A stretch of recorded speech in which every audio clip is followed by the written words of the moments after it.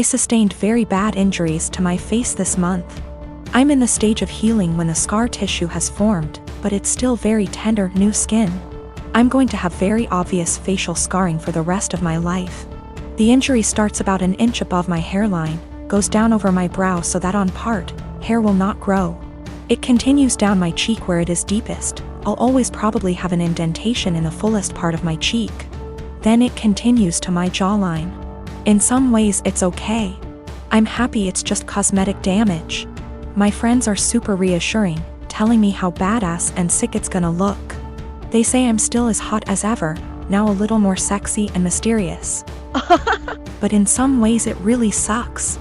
I know that I'm always gonna be seen first as the girl with a scar. And it feels especially bad when people look at me differently. This week, I had to fly home for a family thing. It was a plan I'd made long before my injury. I wasn't really looking forward to the pity or people making a big deal of it. I'd rather it not be acknowledged. I'd also met with my dermatologist who said that I was at the stage of scar tissue formation, that I no longer should be dressing the wounds. The skin was healing and instead I needed to be applying topical cream and Vaseline to keep the site clean and moist. It also looks a bit ugly. The building scar tissue is very red and tender, and with the Vaseline over it, looks slick and shiny. So I get on this flight, I have the window seat and I put on my headphones and drift off to sleep when the plane is still boarding. I wake up to this kid, maybe 4 years old, sat next to me, throwing a tantrum. I didn't catch the first part of it and I honestly couldn't understand what he was yelling about. His father said to me, "Can you cover that injury?" I said that my dermatologist recommends I don't, so no, I don't think I will. He started snapping at me saying, "There is no need to be so rude. That injury is graphic and it's scaring my little one." I said, "This is my face. The only damn face I've got. It sucks being told I'm so ugly I can't show my goddamn face in public." He started to backtrack saying, "Just until it's healed," and I said, "It'll always be with me. Maybe teach some compassion and respect instead of telling a girl half your damn age what you think about her face. That's rude." He actually got up after that and I think went to a stewardess about a seat change because a young couple came to sit next to me on a few minutes instead. I've gotta admit I felt so low that I put on my sunglasses and had a quiet cry for a few minutes. I'm at the gym today and I'm walking towards an empty squat rack. 10 feet in front of, and 1 foot to the right of my rack is another rack that a girl Belinda is doing squats on. While walking up I briefly noticed that her leggings are see-through, and when she bends down in her squats you can easily tell she's also not wearing underwear. That's not my business, that's her choice. But it made me uncomfortable to take a rack that was kinda behind her. I had been waiting my entire gym session for one of these racks to open up, and this was my last lift before leaving. So I went ahead and took it. I went through my workout as normal. After every set I check my phone for 5 to 20 seconds. I track every single set for every single lift in a spreadsheet to note how much I lifted and for how many reps. Sometimes I need to remind myself what I did last week to make sure I'm progressing. Sometimes I'm just checking the time. Sometimes I'm changing the song on my Spotify. Tonight specifically, there was a very important basketball game being played so I wanted to keep up with the score. So I use my phone a lot at the gym. I finished my 3rd set when Belinda turns around and walks up to me, with her phone up yelling, "What the are you doing?" Perv stop pictures of me. I'm caught completely off guard, but I explain that I'm just taking notes on what I'm lifting. That I'm not paying attention to her at all. She's being extra loud so other people are looking at me, plus she's recording me, and she demands I go through my pics /vids to show her what I was recording and I delete the ones I took of her. I try to again explain I didn't record anything of her at all. She's yelling that if I have nothing to hide I should have no problem showing her, so I insist on going to gym management. Once at the front we both explain our stories. She's still recording. The normal gym attendee asks me if I'm willing to show her, a neutral third party, my pics /vids. She also says if I have nothing to hide it's not a big deal and we can squash it right now. I refuse. I have my own uncensored pics in there plus those of my GF. I'm not gonna let anyone force me to show them for some bullshit. I do show her my spreadsheet, which shows it's been revised over 15 times in the past 50 minutes. So that proves what I was using my phone for. That was received well, but they still expected me to prove my innocence. I told them they need to review the cameras. Apparently only the manager has access to them, so I was told he'd call me before the end of the night, in about an hour. My GF tells me I should have just let them look at my phone because she doesn't mind and it would have cleared this all up. But I mind. I get that someone wouldn't want someone taking pics of them. But violating my privacy to prove I wasn't taking pics of you crosses a line for me. Just talked to the manager. He checked the footage. He couldn't see what was on my screen in the footage. But he said it looks like I had my phone pointed towards the ground right in front of me the whole time. In his opinion, not high enough to even take a pic of her, and never angled in her direction. Apparently I was gonna get banned from the gym if the cameras didn't absolve me. And also I'm not the first person that has been accused by Brenda, but she legit had a creeper before. Yesterday, I wanted to surprise him by cooking one of his favorite meals, and although I was busy, I took time off work to cook. I even went grocery shopping to get what I needed. Later, as I was setting the table, his mom called. I told him he didn't have to answer, but he did. Like usual, she asked what we were having but acted surprised that I cooked this meal. She then went on to tell him she cooked meal and told him to come over. He said okay, which shocked me. I said, seriously? As he started dressing up getting ready to leave. He told me no offense, but this meal, that his mom cooked, was even more of a favorite than the one I cooked. And grabbed his keys and left. I felt awful. I took his plate and threw it out, then ate my portion. As I was about to put the plate in the dishwasher, he got home looking angry, saying his mom lied about cooking that favorite meal, and used it as an excuse to force him to eat dinner with her. I was shocked, but he sat down telling me to go ahead and reheat dinner. I told him no dinner after he abandoned it. I threw it out. He said what? And I told him he disrespected my time and effort and chose to go eat with his mom instead.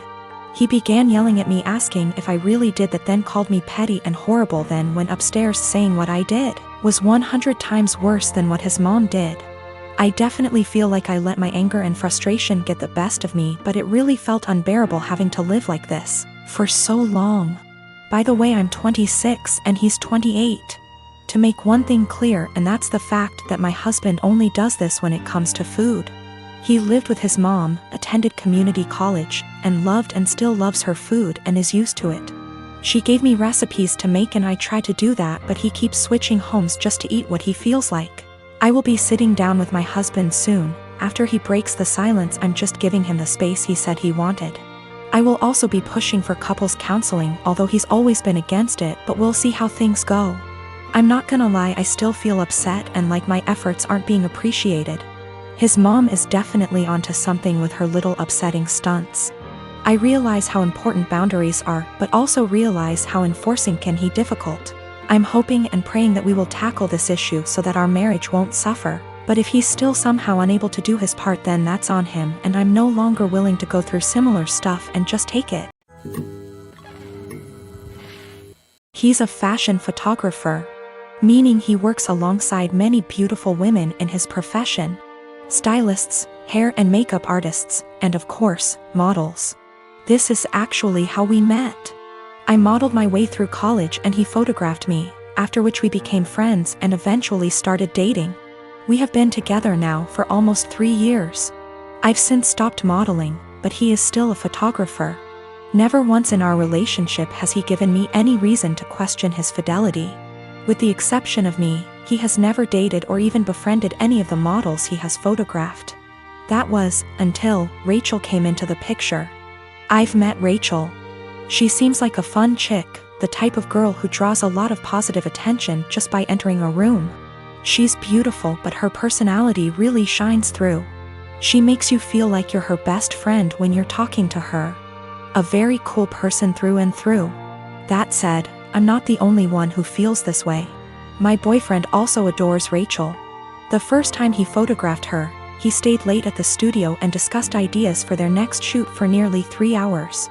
He was actually late for a night out with me because of it. But he's always had terrible time management, so I didn't think anything of it. The lateness has now become a steady, recurring factor in their shoots together. They hang out long after the stylists and makeup artists leave the studio. They also text a lot, and he's always smiling to himself and laughing when he reads the messages she sends him. At first he would show them to me and try to include me in on all the fun, without me asking. But he abruptly stopped doing that around 2 weeks ago. He tilts his phone away from me now when Rachel messages him. I'm not the jealous type, but if my BF had a history of doing this with the other models, I'd let it slide. The fact that he is only like this with Rachel, and me, I suppose, makes me wary of what might have transpired between them. Rachel herself has stopped talking to me. We used to communicate and have an easy, casual friendship via IG and Snapchat, but she pretty much ignores me now. Guilty conscience? I don't know. The real kicker is, my boyfriend now has a photo of Rachel as the wallpaper on his phone. He's apparently proud of the concept and the editing, and claims it has nothing to do with Rachel herself. Which is totally believable, but doesn't sit right with me. I told him that and he told me I was being irrational. Rachel is single, by the way. She and her BF broke up around 3 weeks ago. I really don't want to fall into the jealous GF trope, but what else am I to think? I don't want to make crazy demands and accuse my BF of cheating on me. Even emotionally, but he really does seem to be fond of this girl in a way that really hurts me. He has other female friends and he doesn't act that way with them. He's capable of being friendly with a girl without flirting or acting suspicious, but with Rachel it's different. He has slowly become very attached to her and I feel like I'm losing him. I have expressed this to him a couple of times, but he always tells me I have nothing to worry about and that he and Rachel are just kindred when it comes to photography. The long nights, constant texting, and phone wallpaper mean nothing. Oh, by the way, she's practically naked in the photo and it wasn't taken for any sort of publication, just for fun. Am I being irrational? Unreasonable? How would you feel in this situation? What would you do? Update. My photographer boyfriend has been growing very close to one of his models, and acting dismissive of my concerns regarding their work relationship. He has a practically naked photo of her as his phone wallpaper. WTF am I supposed to think? He and I are meeting for lunch in an hour. He confessed. I'm kind of a mess right now, but I'm lucky enough to have an amazing support system and a clear head. That's all I really wanted out of this unfortunate situation. My boyfriend, ex-boyfriend, has never taken nude or even partially nude photos of me. Although I modeled in high school and university, my primary focus has always been stage acting. He took my headshots. That's how we met. Not that it really changes anything. Just a bit of insight, I guess. When we were younger and when the relationship was newer, I would accompany him to his shoots all the time. But my own career is very time-consuming nowadays. I know of multiple model/photographer relationships where they accompany each other to every shoot. And I've nothing against doing that, but I personally would rather just trust that my SO is on their best behavior. Obviously what happened here kind of squashes that, but I stand by it. If I have to be there in order to make sure my SO faithful, chances are they'll find other ways to cheat. Okay, now for the good stuff, or I guess, the bad stuff. I met him for lunch Friday afternoon. We went to our favorite sushi joint overlooking the ocean, and I ordered more than I could handle, stuffing my face while trying to decide how to broach the topic of Rachel, but most importantly, our relationship. I went into that meeting with a righteous, ass-kicking speech prepared, but I forgot every word of it almost immediately after we sat down.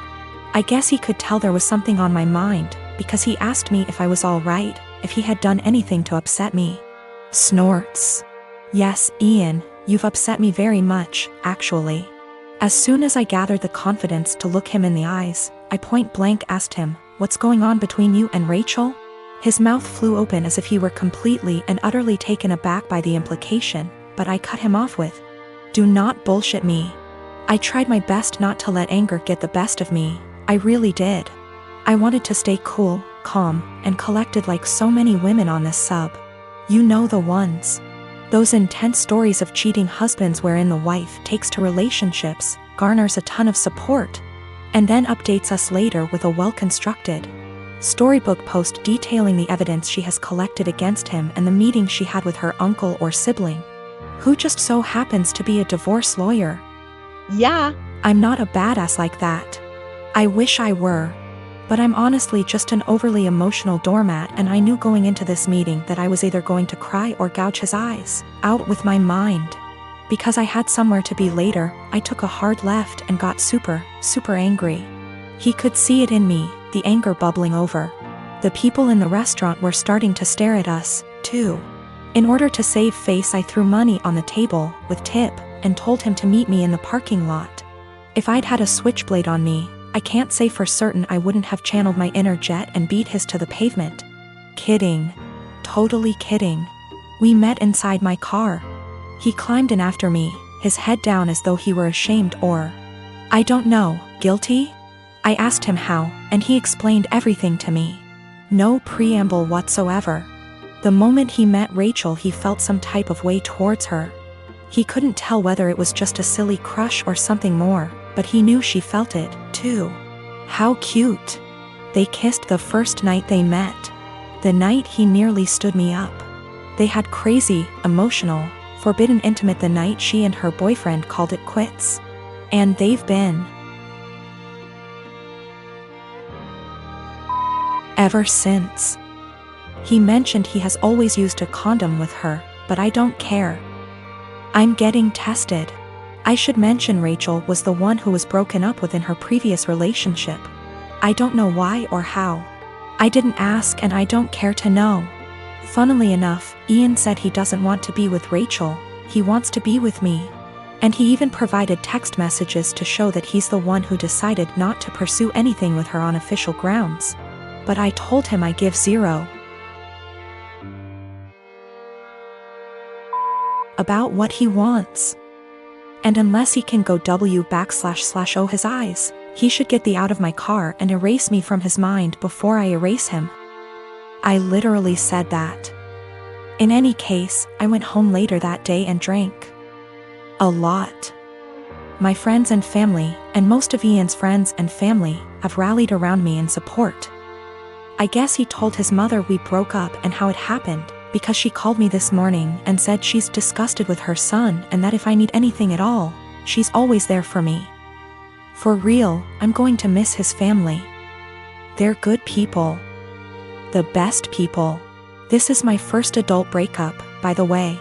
The type of breakup where you're required not only to break up with your so but with their family and friends, as well.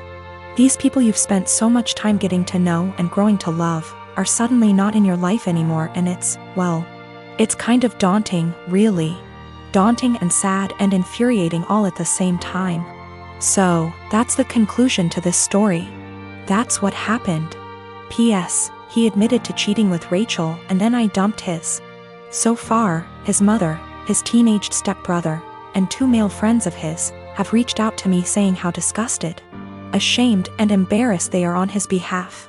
On top of 3 mutual friends. It hasn't been 2 days yet.